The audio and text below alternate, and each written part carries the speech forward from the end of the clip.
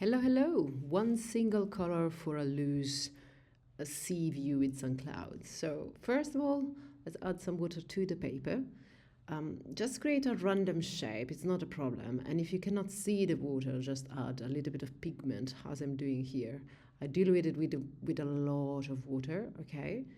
And this is just to fill the paper with as much water as possible because we want the pigment to float around and move freely on the paper itself, right? And to make it a little bit more artisty, you can add a little bit of splash everywhere.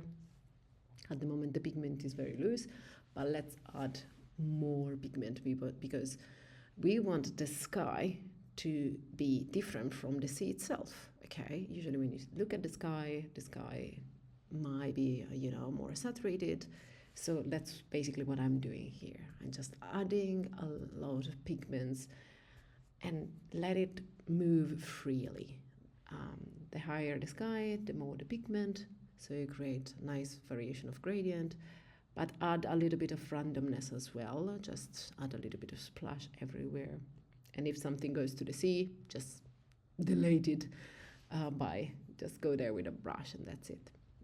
Add a little bit of pigment in the sea itself, and then to create a nice horizon line, just use a wet brush and take off a little bit of pigment using just water. But then use capybaras napkins. That's very important. Find yourself a capybara napkin and lift the pigment from the page.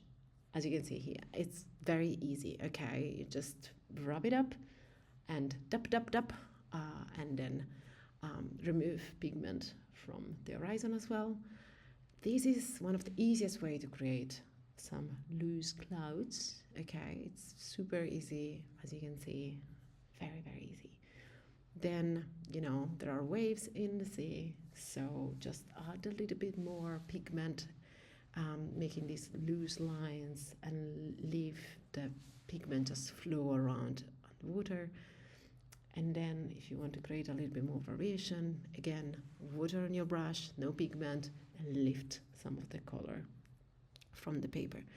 You can do that also to create more variation on the waves themselves.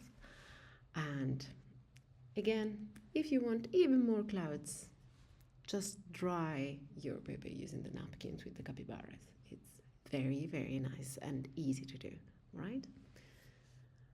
Everything is pretty wet at the time. I just changed the brushes to create more stripes because the other brush had a bigger nib, and that's not nice when you want to create those little wavy details everywhere outside the main splash, to make it more clear. Okay, the one at the bottom, it's a sea, and the one at the top, it's a sky. Okay, you add those small details with a very pointy brush.